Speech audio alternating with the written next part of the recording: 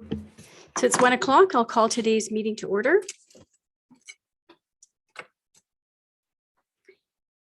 The town of Rocky Mountain House wishes to acknowledge that the land on which we gather is Treaty 6 territory and a traditional meeting ground and home for many Indigenous peoples, including the Blackfoot, Cree, Saulteaux, Stoney, and Métis. Moving on to number 3, we have an adoption or an agenda in front of us. Does anybody have any additions to the agenda? And I would like to point out that we have Councillor Marin Fraser joining by Zoom today. So Councillor Fraser, did you have anything, any additions to the agenda? I do not. Okay. Councillor Phillips? If there's no other additions to the agenda, I'd like to drop the agenda as presented. Awesome. All in favor of that motion? And that's carried. Thank you. Okay, we'll move on to number 4.1, public hearing.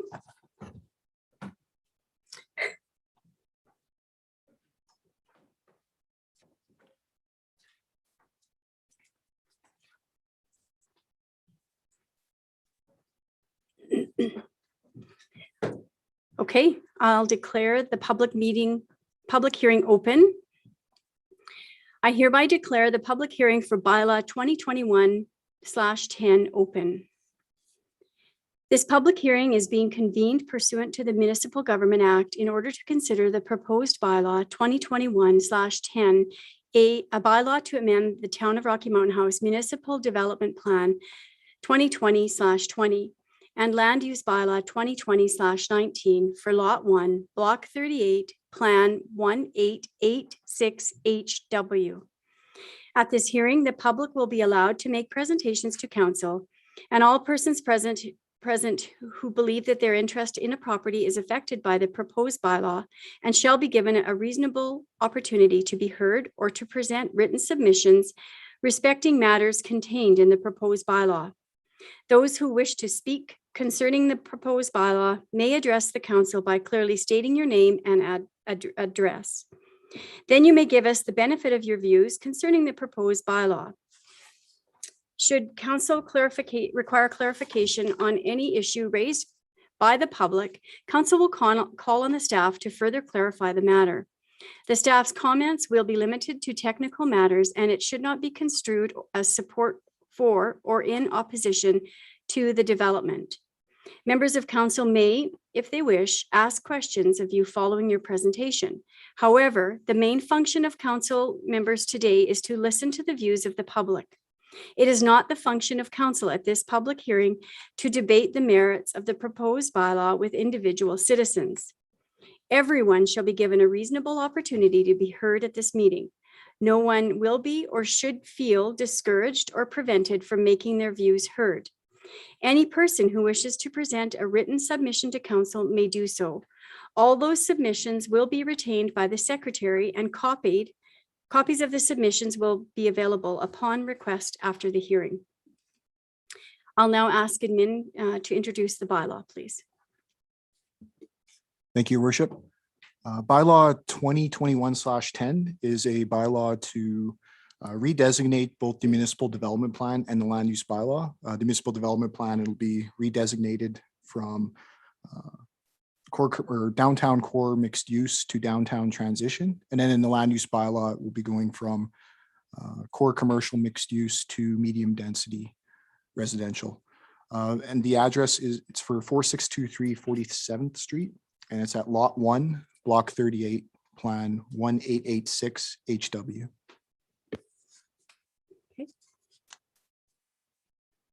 Has there been any correspondence or written submissions received? Your Worship, we sent out letters to adjacent landowners and as well as various agencies. We only received one written comment, and that was from Alberta Transportation, and they indicated no objections. Okay, thank you. Is there anyone here present to speak on the bylaw?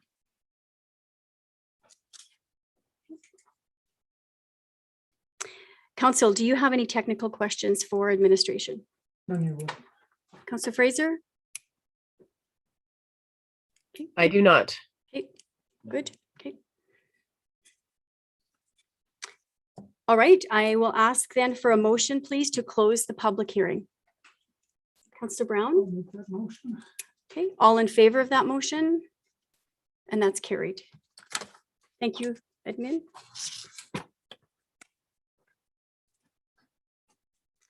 Okay, so we will now go on to number 5.1. We have a delegation that has come. The delegation is Come Alive, the Come Alive Committee, and it's Mr. Mickey Dietz. I'll ask you to come forward, please, Mickey, and just have a chair there. Mayor, I would just like to give a brief tutorial on the microphones. Please press this space bar type button on the mic. You don't need to touch the mic as long as it's pointed in your general direction. It will pick up your voice. And we just hold it while we talk? No, you just hold it when you. Mickey, if I could ask you please to introduce each other there, give a brief introduction.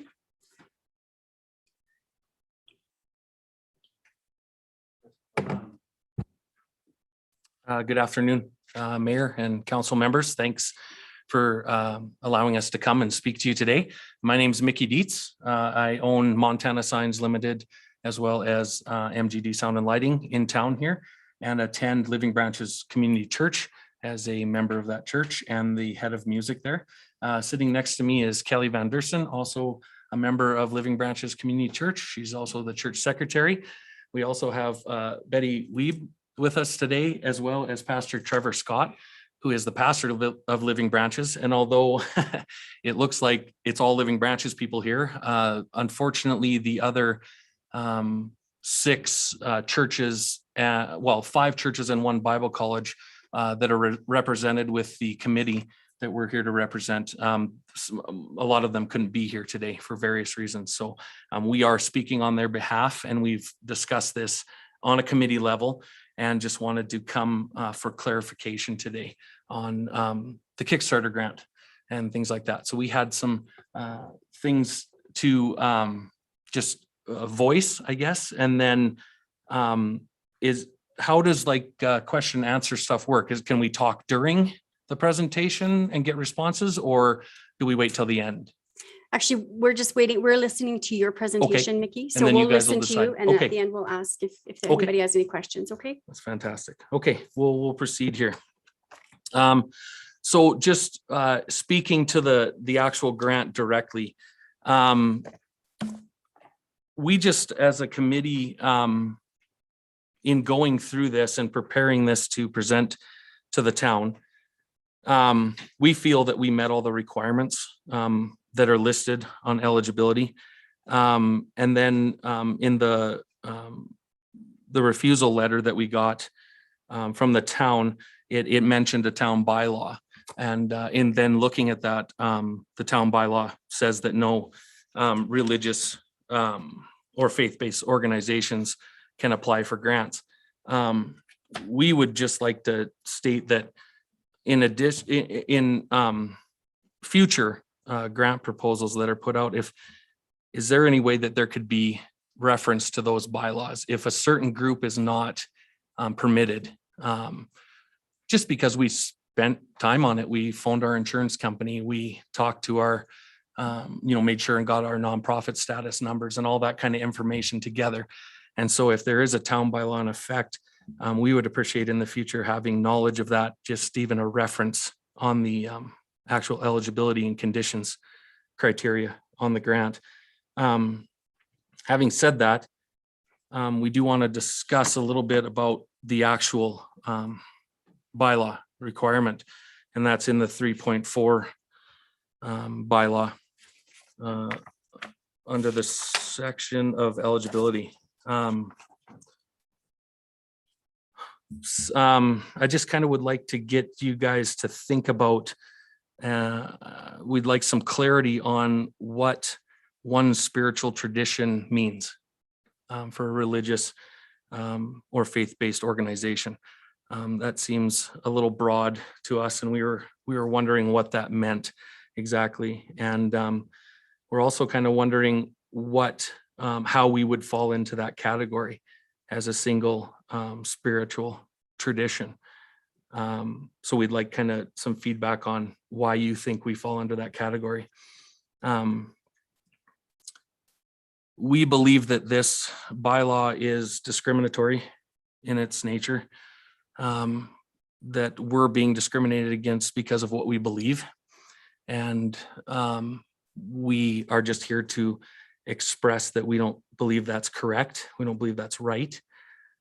This community quite regularly speaks of diversity and inclusion.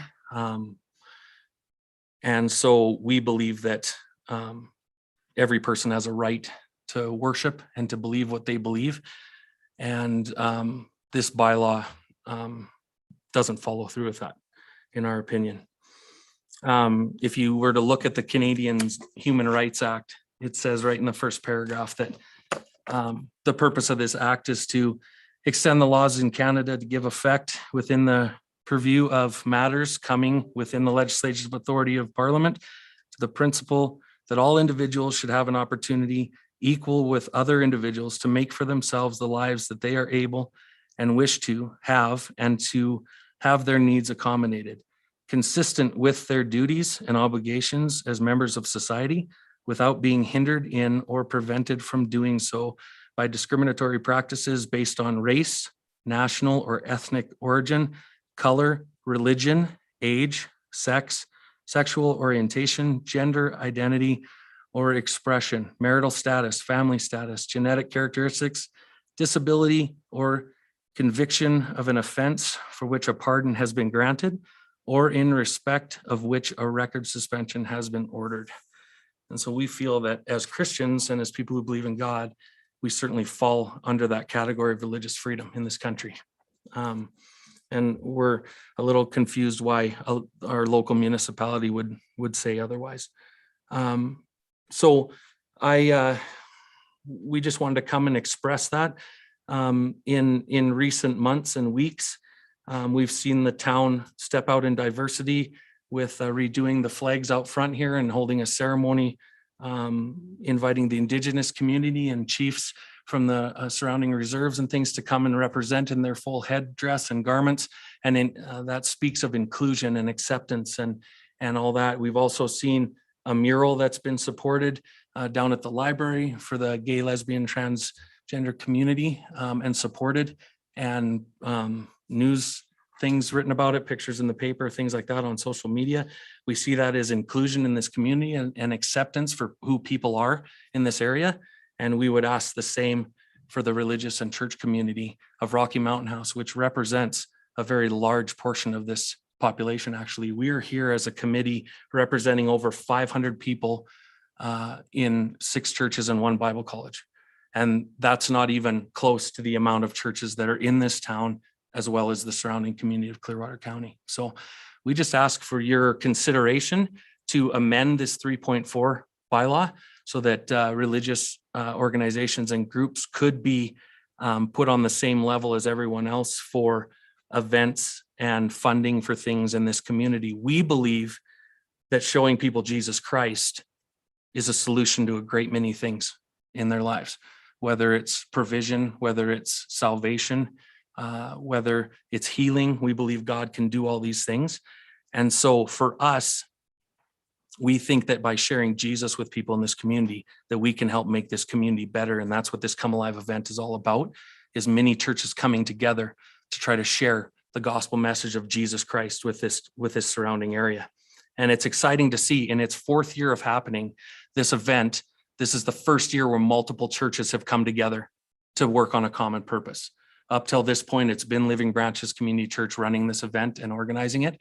And to see several churches and a Bible college come on board to help out and to volunteer and to put, finances towards this and to be able to move forward with this event, that's an exciting thing for us. And we see that God can do great things in this community. So that's where we're at. So that's kind of our comments and proposal there. So. Okay, well, thanks for your presentation. Definitely, this was not meant to offend anybody in the Christian community, but we just felt that we followed our guidelines. And I thought that this was on the grant, that the guidelines for this Kickstart grant were to follow this. So And it's not to not allow Christian base. It's just that focus on one spiritual tradition. So that's basically the explanation that I have. So if like how many, we have 12 churches in town or 15 churches or something like that in town. So yeah, it's just so that one or two are not eliminated we would like to see that focus either open to all. And that's where this comes from. Okay, so just clarifying the focus of it, like of that one spiritual tradition. Again, like what does that exactly mean? What does that exactly look like? Well, in this case, it would be Christianity. So, but there are many other groups in town, many other churches that wouldn't be at your Come Alive event. So I guess as long as, it would be open to all other faith-based organizations is what it would have to follow. It is. It's open to the general public and everyone in the town and community can come. Okay. That's what it is open for. It's not any different than whoever wants to go to a Rocky Rams hockey game can go to a Rocky Rams hockey game. It's no different than that at all. Okay. Councillor Phillips and then Councillor Narang. Just listening to this presentation, I tend to agree that Rocky is a very diverse and inclusive community. We've been working with the Indigenous community. We've been working with all different forms, and to me, I think we should actually go back and look at this bylaw and see that it actually is intended in the spirit that it's intended to be in. So I agree that we should probably look at this bylaw and just see if it is something that should be in there, shouldn't be in there, but it deserves discussion to look at future granting. Councillor Narang. Yeah, I'm comfortable with the bylaw the way it is. I think it should have been referenced in our grant, absolutely. And there's like a few, first of all, the Pride installation with no public dollars was spent there at all. So that one is not really relevant. When we talk about the flag raising, that's recognition of a tree that has signed a tree. So that's a different thing altogether also. I think with churches are a bit different because they're already tax exempt. Dang it, do I have to say all that stuff again? Because they are already tax exempt, so that's sort of already a leg up on other nonprofit organizations who don't just automatically get that property tax exemption. And then I would just refer back to the mission of, or the purpose of what the event is. So if you could maybe give me some insight about that, because when I read the mission of the church, I think I printed off here, where it's the desire to disciple people to become vital members of God's family. Is that what the purpose of the event is? So would this be public dollars going towards recruiting members to the church or churches? Yes. I mean, it's an outreach event. Right. It's an evangelistic outreach event. So it would be expressly to get people saved, to get them plugged into a church community and to help them to move forward as better citizens of society. Realistically, I mean, Christian people overall are not the ones committing crimes and being put in jail and things like that, right? They're not overall the people that you need to worry about. I mean, there are, of course, specific cases, but we're not going to get into those things where people made bad decisions, right? But at the end of the day, I mean, realistically, Christian people in this community volunteer for many organizations, nonprofit things. They help out with a lot of things around the community. And we'd like to see that community grow in this area. So. I have Councillor Fraser and then Councillor Phillips. I guess for me, that's the difference, is the purpose of the event. Because I know we've had various groups put on public events or a public barbecue where the purpose of the event was to have the entire community participate in an event, whereas this was specifically, from what I understand, a recruiting and, like you said, an evangelical push for the church community, which I don't think the human rights Act has been contravened here, because the Human Rights Act, in specific reference to religion, talks about not being able to practice and not being able to set up a place of worship, and not being able to do those things to practice their faith. Not that they need to be they have to be given grant funding for an event. So to me, that's the level of difference, is that it's not putting on an event for the community. It's recruiting for the church, which I completely understand. It sounds like a great event. I just think that line gets really fuzzy when you're dealing with spirituality. Councillor Phillips? So I've got two different points to bring up. One being the tax exempt portion. Yes, churches are tax exempt, but so are most of the nonprofit organizations are tax exempt as well. So I don't think that should come into play as far as that goes. As far as you know, an event like this being a recruitment for Christianity, I would almost say that most events are probably a recruitment of some sort. If you have a nonprofit group that is putting on an event and they're looking for members to join their nonprofit group, I'm sure at that event there will be a discussion of, hey, would you like to join our group and do, you know, X, Y, and Z as our plan. So I would think with any type of event that's put on, there's going to be some form of recruitment going on, and whether you call Christianity recruitment or a nonprofit group recruitment, it's all the same terminology. I still think we should relook at this bylaw and just look at the wording of it and look at the intent of it and make sure that it's something that's right. Any other comments or questions? No. Councillor Fraser? No, I'm good.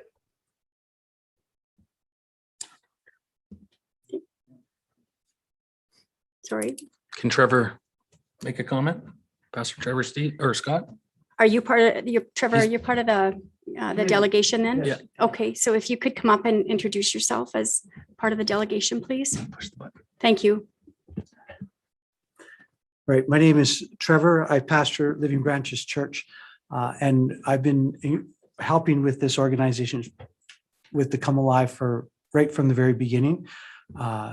Councilman Michelle Narang, you looked at our church's website and you've got that information. Now, we are looking at not just our church, we're looking at a number of churches. So to use our own mission statement does not in and of itself correlate to the whole mission statement of the Come Alive event. The Come Alive event was to reach out into our community to offer hope and peace and strength for people. It is opened up to allow anybody to come in. The number of churches that are able to come, it's been opened. There's nothing in our group that has hindered or stopped other churches or any other person from coming down there. So I just want to make that plain and simple, that it's not just our church and it's not about us. Yes, we do have that we would like to see people get saved. We would like to, but there is no pressure. We're not sitting there and saying, if you don't get on this, then you're out the door. We are there providing hope in our community. And in a time of the pandemic, when people are struggling with mental illness and lack of support, we are coming alongside and we're saying, we want to pray for you. We want to be a message of hope in our community. And we've done that for a number of years. I've been pastoring for 18 years, and I have been continuously pushing towards that to encourage and help, as well as within our community town office. I've been a part of that in different forms. So I just want to bring that clarification that it's not just the mission statement of Living Branches Community Church. There's a number of churches that is surrounding us. Okay, thanks. Thanks for that clarification. And no other comments or questions? So I would just say too that the event is still happening. I mean, it's not about the grant money. It's just about the diversity inclusion factor for us. But the event is happening this Saturday from 10:30 a.m. to 7:30 p.m. And I really hope to see every one of you down there. Just come and check it out. See firsthand what's going on down there and what we're trying to do. Like I said before, we believe that by pointing people towards Jesus, that can be a huge boost and uplift to this community as a whole and this whole area. So thanks for your time and your willingness to hear us out. We appreciate that very much. Thank you. And as I've mentioned to Trevor, I will be there, but it'll be later. I have another event already that day. So, but yeah, I wish you the best of luck with your event. Okay. Thanks for your delegation.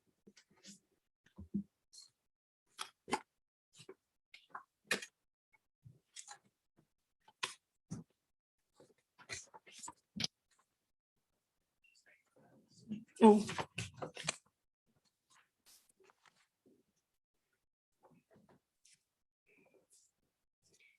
Okay, we'll move on to number 6.1, to adopt the regular council meetings from August the 17th. Anybody has had a chance to read them and accept? Did we lose Councillor Fraser? No, she's still there.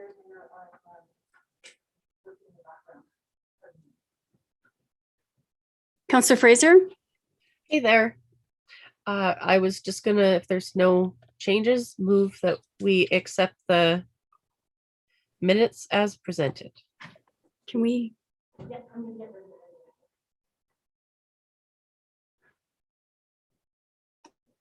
of it. Okay, thanks, Councillor Fraser. All in favor of that motion? And that's carried. And we'll move on to number 7.1, the delegation business. What are council's wishes on that? I was going to ask if, there was a claim made that we are contravening the Human Rights Act. Do we have Councillor, or could we ask admin to make sure that we are indeed not? Yeah, thank you, Your Worship. So I can 100% say we are not violating the Human Rights Act. In one of the clauses read today, it's one of the key words is equal to others. So that is treating similar organizations in the same way. So by just saying we do not provide granting to religious organizations, that's not discrimination. You're actually just treating everyone the same way. And there's a lot of examples even in the provincial grants. If you look at the two major community grants by the province, the CFEP and CIP, religious organizations are not eligible for that grant, for example. Okay, thank you. Councillor, any other questions or comments on that? Councillor Phillips? I still would like us to relook at this bylaw. We are a diverse and inclusive community, and I think we need to look at all groups in our community to include all. So I do think we should relook at this bylaw. Okay, Councillor Narang? I don't, but I guess that's probably obvious. I don't think part of being of an inclusive community is raising up voices of people who haven't had them. So that's what have been working towards. Also, government should not be funding religious conversion. It just shouldn't be. It's not something that should be happening. We have separation of church and state for a reason. And to compare this to the raising of the Treaty 6 flags and the Métis flags it's like not even apples to oranges. It's like apples to some other thing that's not a fruit. Like they're completely different. And I think that comes to why the Truth and Reconciliation is so important, because if people understood it more, that comparison wouldn't be made, because that's not about diversity and inclusion. But if it's council's wishes to relook at the bylaw, I guess we will have to, but I don't see that it's necessary. Other than I don't understand why the words one spiritual tradition are even in there. Why isn't it enough just to say religious and faith-based? Dean. Your Worship, I mean, I might have to look into that more, but I think the intent of the policy is of supporting one religion over the other. If it was a event, you know, where there was Muslim Christianity, Shinto Christianity, you know, that type of event, it might be supported through the grant program. Councillor Brown? I had two areas of concern, I guess, and the first one has been adequately addressed, and that is the question of human rights. If we were contravening Human Rights Act, then I would definitely push for something to address that. Administration has answered that question sufficiently for me. I do not believe on that grounds we need to proceed with a review. And the other question Councillor Narang asked is one I had, do we need to define one spiritual tradition a little bit, or clarify that at least, whether we define it or not? That's the other one that kind of left me thinking about, do we need a review? So I think that one has been as well. Administration has said they will just seek to clarify that. And if they can do that, then I do not believe we need to proceed with a review. Okay, Councillor Phillips? I disagree. You know, when we're looking at the Kickstart program, we're looking at events that will benefit the community. You know, the words hope, peace, strength, you know, fellowship, food, music, an event that's inclusive. To me, that is the intent or the heart of the Kickstart program. And because we have a bylaw that, you know, dictates one way, I just think it's something that we need to relook at. This money isn't going towards the church to run the church. It's an event for the community of Rocky Mountain House. It's an event to bring some hope and bring some music and food. I don't see it any different than a barbecue put on by a nonprofit group. Okay, thank you. Councillor Fraser?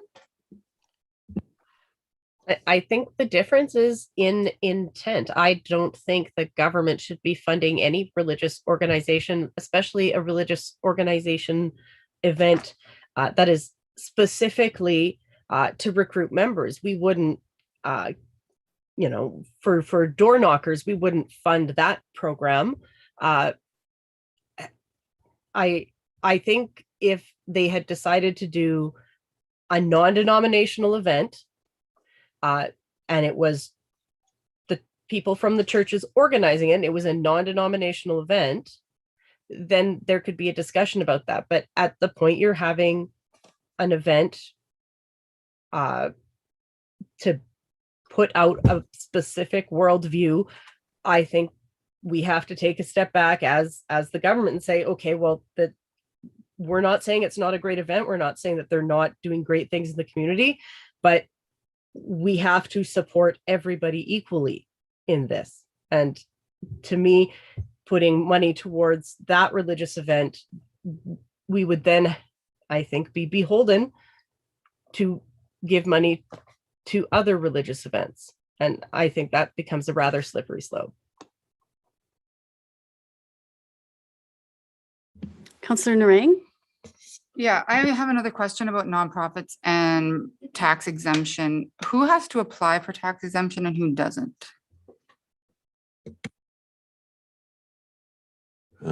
Your worship, that's a pretty complex portion of the MGA, but all nonprofits are not automatically exempt from taxation. There are some that are listed, but then others can apply for tax exemption, but they really have to meet the criteria for that. And one of it is for the, for the benefit of the general population as a whole. And churches?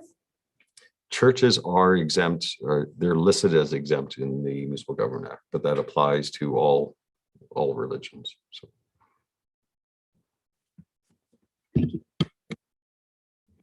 So I've heard some conversation around the fact that we would like 3.4, this one sentence in here to be tightened up a bit. I've heard other conversation that we need to look at the whole bylaw.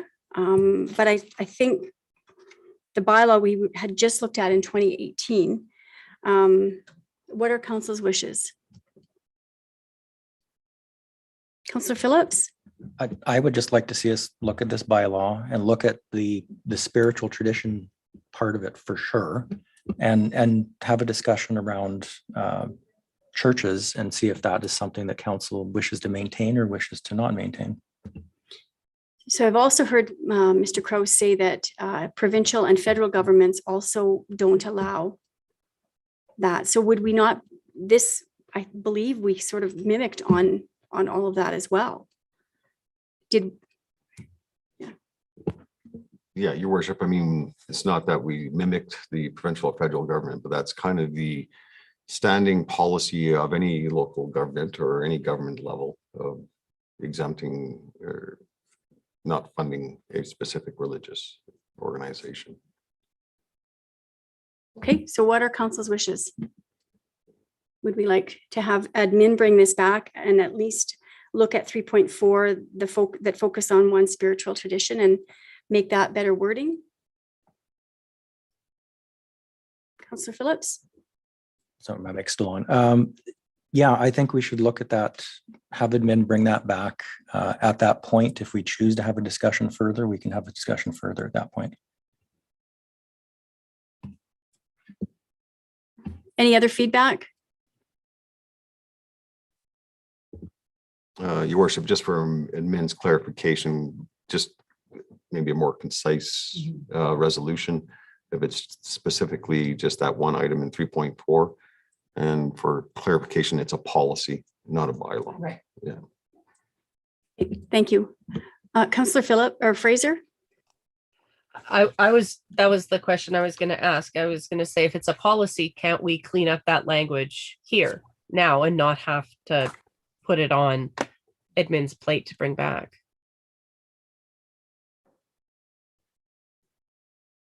What would you like to do? Councillor Narang? So what changes if we just take out that sentence? The I don't have it in front of me anymore, but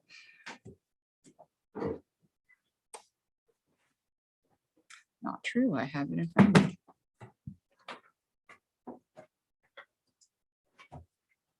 .4, right? Mhm. No, not 3.4. 3.4, yes, in policy number Right. 004. So what would change if we took out that focus on one spiritual tradition? Like if we just leave it religious or faith-based organizations? So your worship, so right now it reads religious or faith-based organization that focus on one spiritual tradition.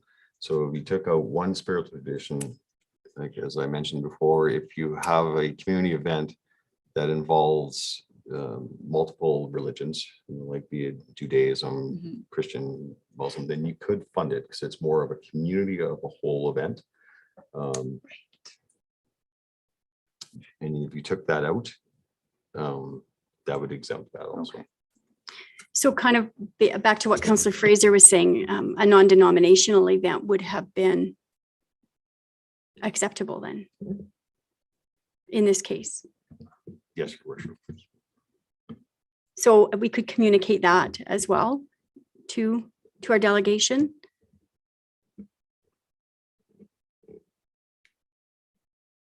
I definitely think so.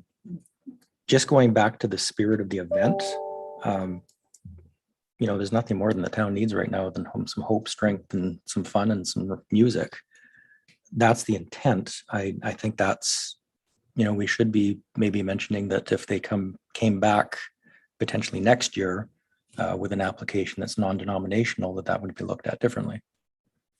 So saying non-denominational, then that would include all religions, all faith-based groups, all cultures then, okay, in one area. Okay. And does anybody have anything else to say on that? Councillor Narang? Based on what Mr. Kraus has just explained, I think actually the wording is probably fine the way it is. I believe what I'm hearing then is it's just a matter of a conversation to the delegation, just to let them know that it should be listed as a non-denominational event. Am I hearing that right? That works for me. Counselor Fraser? That would work for me. I guess the elephant in the room that we're not discussing is the reason I think that we put, you know, the non-denominational out there, that needs to be the event, is because we are looking for an event that is inclusive of the entire community. And I think that we know that some community members might not feel at home at an event where, you know, one specific religious doctrine was the center. Not saying the event isn't great, not saying that it's not bringing hope, and it's a great event. But if we're looking at the whole community feeling welcome, that's just, it doesn't make sense to me. So yeah, it would need to be a non-denominational event. I don't mind. I think it's great that the churches organize and put on events for the community. I just think that the focus needs to be on providing an event for the community and not necessarily recruiting. Does anybody have anything else to say? Any comments? Councillor Brown? Yeah, I too think a little more emphasis on the fact that it's a community event that's intended to add to the community spirit and you know, kind of push on the hope aspect as a community. I think that's where the delegation needs to focus. Okay. So admin, Mr. Kraus, can you help me here? Can we just send an email to our delegation, or do we need a motion to? Your worship, I mean, administration can contact the delegation and explain. Okay, But I do think we have a motion on the table. I didn't make a formal motion, no. Okay. okay. So is everybody okay with that? Yes? Councillor Fraser? Yep. Okay. So we'll just have admin reach out to our delegation and inform of the discussion that we had and suggestions that have been made.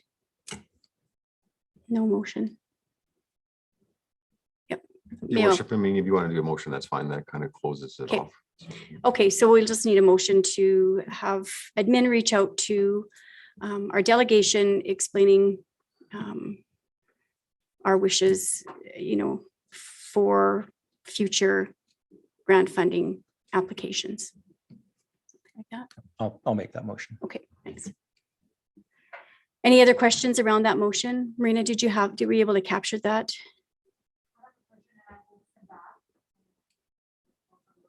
Okay, Your worship. I have be it resolved that council thank the Come Alive Committee for their presentation and clarify that non-denominational based events qualify for Kickstart grant and provide further comments based on council's discussion. everybody clear on that? Okay, all in favor of that motion? Councillor Fraser, opposed? Sorry. I missed your hand. In favor of the motion or opposed? Okay, in favor. That motion is Favor. carried. Sorry. Okay, thank you.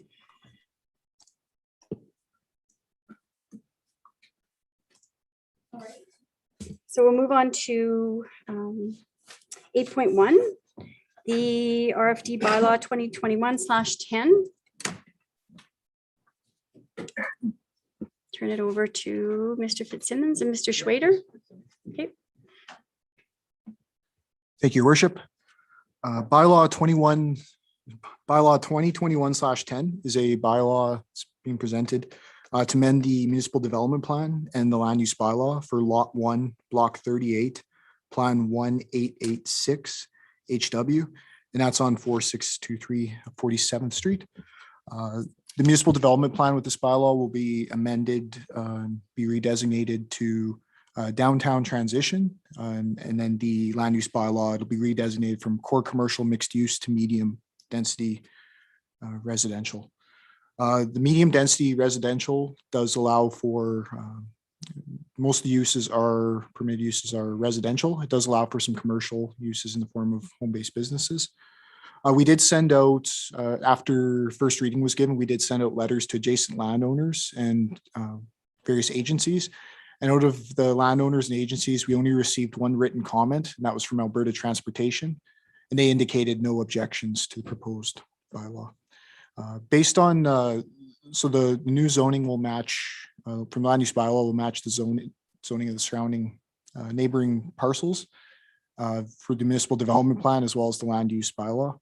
Based on that and the comments we received, we're making a recommendation to give second and third reading to the proposed bylaw. Okay, thank you.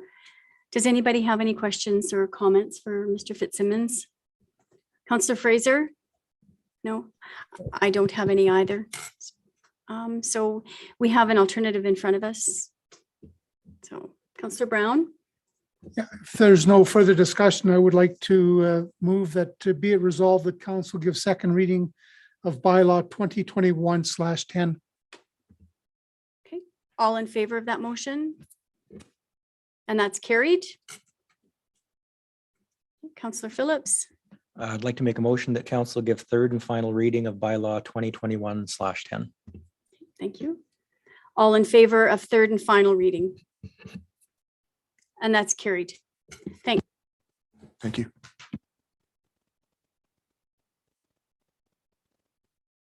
Okay, moving on to 9.1, the organizational meeting.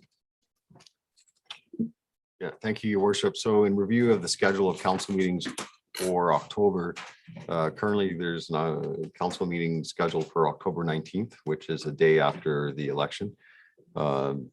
So in the best interest of the new council and administration to prepare, administration is requesting the October 19th meeting be canceled and the organization and first regular council meeting be rescheduled for October 26th. Okay. Does anybody have any questions or comments on that? Councillor Phillips? Makes total sense. There shouldn't be a council meeting the day after the election. It's just not enough time.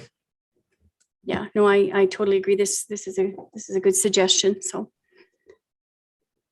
Okay. Councillor Fraser? I was going to say, I actually had the same thought when I went and looked at the October calendar. I said, wow, that's going to be a heck of a 24 hours. I think it's good to move it. Okay. Councillor Narang? I was just going to tell you my feelings about it also. I'm just kidding. I'll make a motion. Okay. Getting to the end of the term, it's done now. I'll make a motion that cancels a regular scheduled council meeting of October 19th, 2021 and establishes an organizational meeting for October 26th, 2021 at 1 p.m. in the council chambers. Thank you. Any other questions? All in favor of that motion? Carried. Thank you. Oh, right. Sorry, I had on the that written topic of down, council actually. meetings. So currently for next Tuesday's council meeting, administration only has one letter of correspondence for action, which isn't pressing by any means. So with only that one agenda item, just for council's consideration to council next week's meeting. Yeah, I think if there's only one item, then, I mean, it's not, if something comes up urgent, we can call a meeting, but I think that's a great suggestion. So just looking to have. Will we still have the environmental sustainability meeting? That's in my calendar. That's fine. Oh, okay. Your worship, we actually don't have any agenda items for that meeting either. So. Okay. So that's September 14th. So we would postpone the environmental meeting as well. Okay. So just need a motion then to cancel September 14th council meeting. Evening, Councillor Brown. I'll make that motion. Okay. Do we need to make a motion to cancel this environmental sustainability meeting at the same time? We're postpone it. Meeting, Mhm. just so it's on record. So it could be I- separate. I was going to do resolutions. two Yeah. separate motions. Okay, so Councillor Brown has made a motion to cancel the September 14th council meeting. All in favor of that motion? Carried, thank you. And now Yep, Councillor Phillips I'll make that motion to to postpone the, postpone the environmental sustainability meeting of September 14th. okay. All in favor of that motion? It's carried, thank you.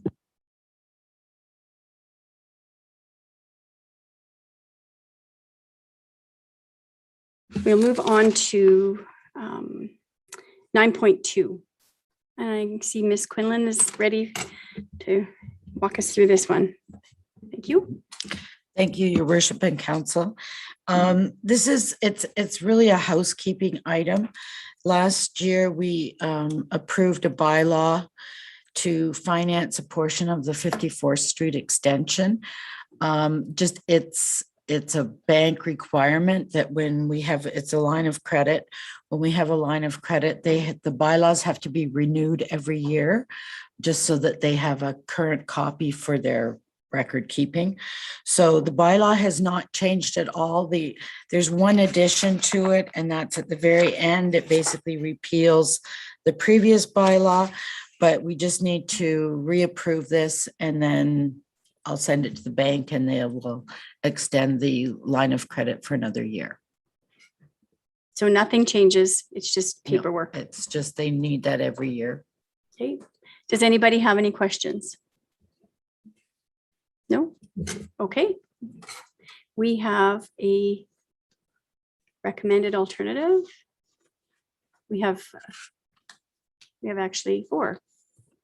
Councillor Phillips, I'd like to make a motion that council give first reading to the 54th Street construction project line of credit borrowing bylaw 2021/11.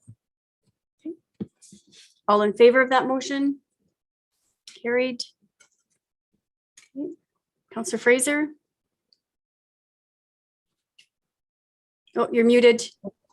Sorry, I move that council gives second reading to the 54th Street construction project line of credit borrowing bylaw 2021/11. Thank you. All in favor of that motion? And that's carried.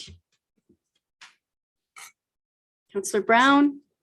Like to move that. Mike. Council. Sorry, thank you. Okay.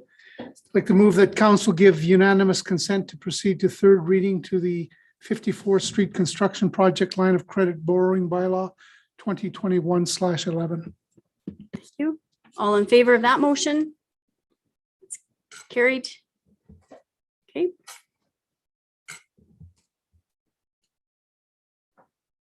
Anybody else? Councillor Brown? You had your chance, Councillor Narang. Okay. I'd like to move that council give third and final reading to the 54th Street construction project line of credit borrowing bylaw 2021/11. You, all in favor of that motion? Carried. Okay, thank you. Now, 9.3, the Kickstart grant extension. Turn that over to Ms. Quinlan again. Thank you again. We had a discussion at a previous council meeting. The $100,000 grant that we approved in June has in essence been completely expended. I think there was $2,000 left at the time. I'm not sure if it's all been spent, but it basically was very successful. So council asked if we could come back with some recommendations for maybe looking at doing some more. This briefing note or request for decision suggests that we have 3 months. Sorry, I lost myself. It was successful. The full amount of funding was approved within 3 months. So there was a really large uptake to it. We would like to recommend that we consider looking at adding another $50,000 for the remainder of the year. These funds would come out of accumulated surplus, which is the same as what we did for the previous amount. The only additional criteria that we would recommend would be that the grants, service groups can only receive the grant once, just to allow people to, otherwise you could get one group applying 5 times, which is honorable, but we want to kind of spread it out. So basically keeping all the same criteria, but opening it up so that if there's anybody that would like to do anything further from September through to December, that there's funds available for them. And we could change the amount. The 50,000 was, I think, just sort of arbitrary. It's, there's 4 months left in the year, so it would enable some, up to say 10 more events, but council could change that amount if they so choose. So I just have a comment on this, in regards to the changing of the restrictions on Friday. I just don't know where our events are going right now. I believe that I would like to leave this perhaps until we know better what the restrictions, we could plan all the events and they may just be canceled. So I just think there's so much up in the air right now that although I think this is a great suggestion, we still have, I think, 3 or 4 events that are happening or maybe 5 that are happening before Christmas. So there are certainly events that are still happening using this grant. And I just would like to caution that we don't know what the restrictions are going to be within the next month. So does anybody have any other comments? Councillor Narang? Yeah, I agree that everything really is up in the air. However, the grant dollars are not released until insurance is in place, approvals are in place from public health and whatnot. So opening it up, we're talking about giving hope and looking in the future. I don't see why opening it up is an issue when, unless it's a huge administrative burden, but like the funds aren't sent out until all those things are in place anyway. So it still leaves it up to people if they believe that we're going to be having events, then I don't see any harm in opening it up. I guess my suggestion is I'd like to just maybe kick this down the road a couple of weeks and make a decision even later, the next council meeting, because we'll have a better idea as to what will be happening. And so, yeah, that's what anybody else? Councillor Fraser? I'm wondering, I understand where you're at as far as canceling events. I know I'm looking at my own events and what they're going to look like. I wonder if maybe we put a caveat for the applications that they may be postponed based on AHS guidelines, which I think is kind of already in the public psyche, but it might allow groups to plan events when things open up without the lag time. But I do think it does need to be communicated that the events can only happen if they're safe and we're allowed to have them. Councillor Phillips? I like Councillor Fraser's idea of doing that, simply because if we wait till our next council meeting, because now we've just canceled the mid-month meeting, so we're going towards the end of the month. That only leaves October, November, December in the rest of the year. So if someone's planning an event, they've got to do it now, and they would need that answer now. But I do like, we can put the caveat in there that if restrictions change, then that's obviously going to change the grant itself. But I think at least this gives people the opportunity to start the process. And I guess to that, I would say it's also something that could be put toward events in the new year, January, February, March, April. That would be my suggestion to that. Councillor Brown? Yeah, I agree with all those comments that get the process going, get the approvals underway, and the caveat being that AHL's guidelines are followed and that Ms. Quinlan's comments are included in the move forward. Councillor Narang? Well, we need to make a resolution to extend those dates because we did set it at December 31st, but I think it's a great idea to extend it even 3 or 4 months into So we probably need a resolution for that today then. Oh, yeah, definitely. We would need a resolution. I'm still thinking, I just want to push this whole thing down a month and just take a look at it from then, and we will know then. We'll have a better idea. But Councillor Fraser? Oh, I was going to ask if maybe that was the best solution was to extend the end date of the grant.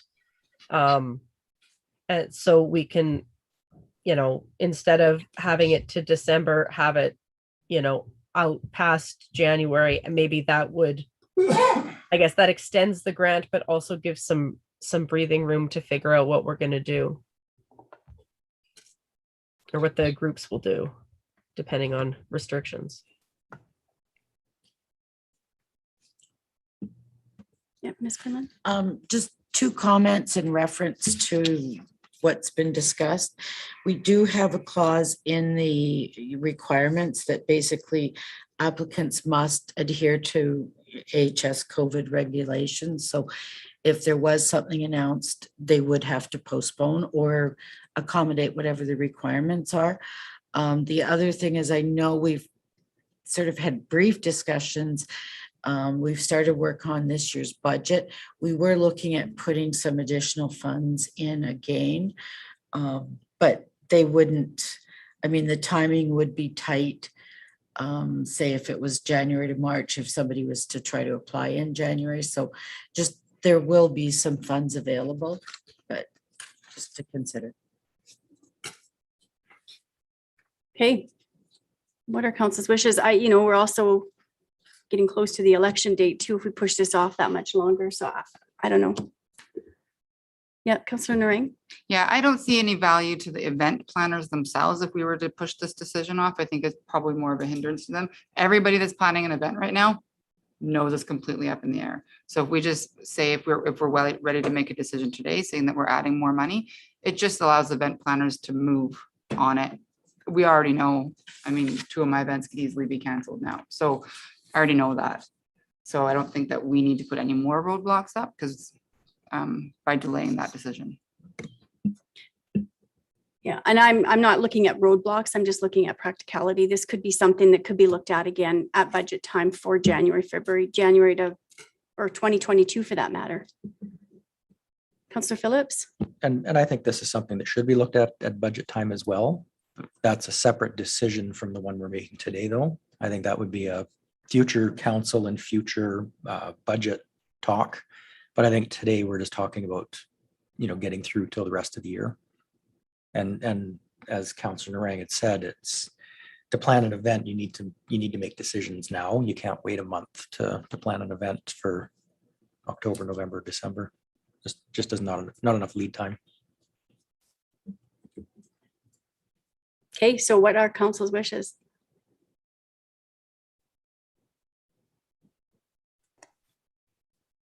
I would like to see us extend the program to the end of the year, or keep it to the end of the year with the additional funding, and then relook at the program for the next budget cycle, and that'll be the wish of the next council. I just think there's just too much up in the air. So is that, you made that motion then, Councillor Phillips? Yes, I'll make that as a motion that we extend the 2021 Town of Rocky Mountain House Kickstart program with the additional $50,000 in funding to be accessed from the accumulated surplus. Okay, is there any more discussion around that? Any other conversation, comments? Okay, all in favor of that motion? Opposed? Okay, that's fine. Thanks for bringing that. Ms. Thank you. Quinlan. Yeah. Your worship, just for It's carried. clarification to amend, so extending the program, that's also extending the event date to like March 2021, is that? That it was keeping it as December 31st, and then in the budget discussions, we can discuss next It was year's. the recommended alternative. Yes, exactly. The recommended alternative. Okay, thanks, everybody. It's kind of like a revolving door with everything changing right now. Councillor Fraser? I just wanted to confirm to make sure it was right in my head. In the grant process, if the event gets canceled, the grant funds come back, correct? I think that's, is that, am I remembering correctly, I guess? So your worship, for administration, I think how we're seeing the event still has to occur in 2021. If that event does not occur in 2021, the funds have to come back. Is that correct? That is written somewhere, right? That's the way the grant is established now, so. Okay. Okay. Okay, we'll move on to number 10, 10.1, ATCO franchise fee. And I'll turn that over to Sure. Mr. Crouse. Thank you, your worship. So this is an annual letter we received from ATCO asking council if they would like to increase the franchise fee. Administration has reviewed this and we're not recommending to change the franchise fees going into 2022, but that is a decision of council. Okay, what do discussion, comments? Council's wishes? I also feel that we shouldn't be looking at raising these franchise fees at all. So I agree with admin that to just keep it the same. I'm looking at the list here right now.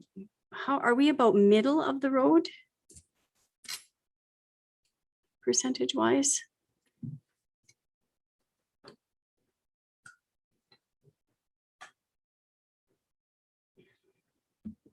Thank you, your worship. Actually, I don't have those numbers. Okay. I'd have to go back to last year's briefing note and see where we sat with other communities, but. Well, we're at 30%. Oh, 30%? Yeah, so your worship, yeah, we're probably above a little bit above the average. Uh-huh. But you also got to look at each municipality on its own and Right. the reasoning for their percentages. So if you look at the higher percentages, it's the larger urban centers that probably have more tax exempt properties than your smaller ones. Oh, okay. Right, because often this is used by councils is to recover, more cost from tax exempt properties. So like hospitals and schools and so forth. We have not raised this fee since, I don't believe in this term. I don't, so. No, this 30% was established in 2014 Okay. for the town.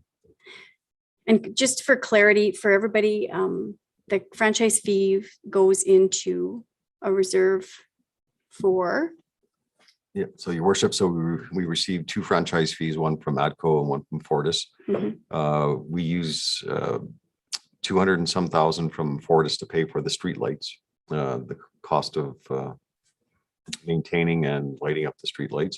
And then the remaining from both franchise fees goes into the environmental reserve. Great. Okay, thank you. Okay, so any other comments or? No? Councillor Fraser?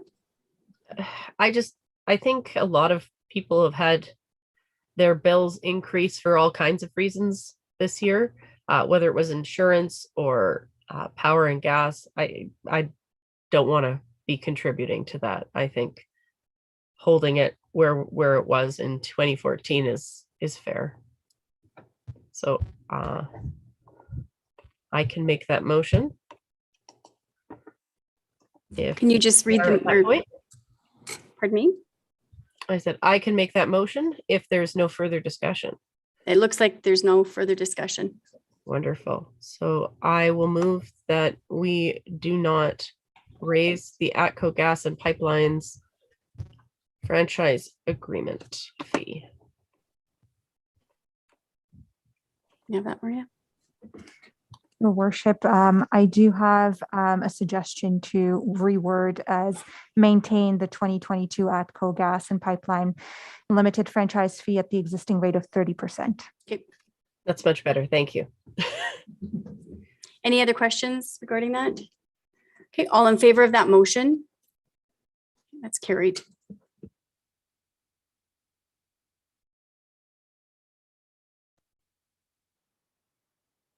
Okay, so we're to the correspondence for information. I'm just looking at, I'm needing a motion to accept correspondence for information 11.1 to 12.14 as information, please. Counselor Phillips, I'll make that motion. all in favor of that motion? Carried. Moving on to number 12, 12.1, Mayor's Report. Does anybody have any questions regarding my report? Okay, just a motion to accept that report as written, please. Counselor Narang, all in favor of that motion? Yeah, that's carried. 12.2, the counselor reports as written. Counselor Narang, did you have anything you wanted to verbally? Yeah, sorry, I just physically wasn't able to get my report in this time. But just the highlights, and I think many of us would have the same highlights with the regionalization study open house, which was awesome. And I hope that people will take the time to read that report that came out of that. And then also our visit to Stickland Farms, which I never thought that I would be so fascinated by compost, but I think Rocky Mountain House should be really, really proud of the contribution that they're making to that type of technology. So I do apologize that it's not written, No, but that's I'm fine. excited to be able to say that out loud because it was really, really an awesome tour. And I think our program is top notch for sure. It was an awesome tour to see that our green bins get turned into dirt in 22 days. I think we're still doing, working on a, like a sort of an info for social media, Ms. Button. Yes, that's right, Mayor. I'm getting the weekly tonnage from our hauler and working on compiling that in a fun way for people to see the results. So stay tuned. We will be putting out a very interesting document on what happens to our green bin contents once it leaves town. So, all right, so I'll make a motion to accept the counselors' reports as written and verbal. All in favor of that motion? Carried. We have an action list in front of us. Oh, something just happened to my computer.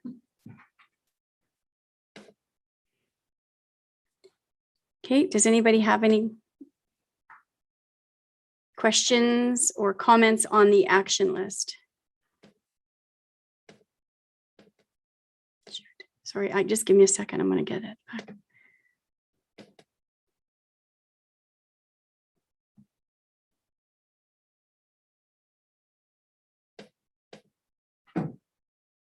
Okay. Okay, Councillor Narang.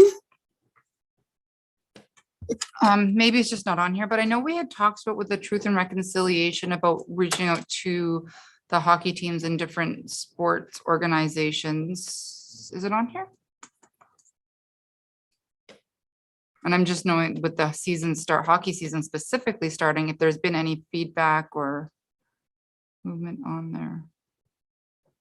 I'm just not seeing it in here, actually. Your worship, so it's under June 15th, 8.16. Here it is.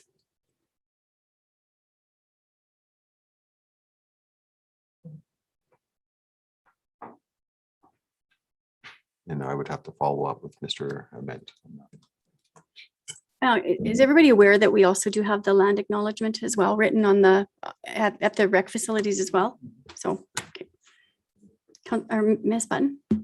Thank you, Mayor. Yes, all of the ones are ordered. I haven't given an update to council because I wanted to tell you it was all done. So the brass plaque for outside on the rock here just takes a little longer, but it is installed at the Lusopit Community Center, the Christian Sport and Wellness Center right here in council chambers. And the sign is at the Credit Union Co-op Aquatic Center.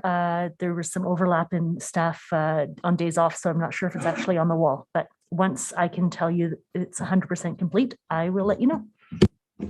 Good, thank you. All right, so we're to number 14. Does anybody, motion to accept. Councillor Narang. Yeah, I'll make that motion to accept the action list. Okay, all in favor of that motion? Carried. Moving on to number 14. Does anybody have any administrative inquiries? Councillor Phillips? I do have one. The light standards on Highway 11. I noticed driving into Highway 11 that the light standards are all very, very, very rusty. I'm assuming that's probably a provincial duty to take care of those. I just noticed the rest of the town are in great shape, but the ones along Highway 11 are quite rusty. And I thought that's reflection of the town as people are driving through, that we have very, very rusty light standards. We're spot to check. It's probably owned by Fortis and paid for by Alberta Transportation, but we can make that inquiry. Does anybody have any other administrative inquiries? Okay. Number 15, does anybody have any notices of motion? No? Okay. It is 2:15. I will call a 5-minute recess and then we will come back and go into closed session. Thanks, everybody.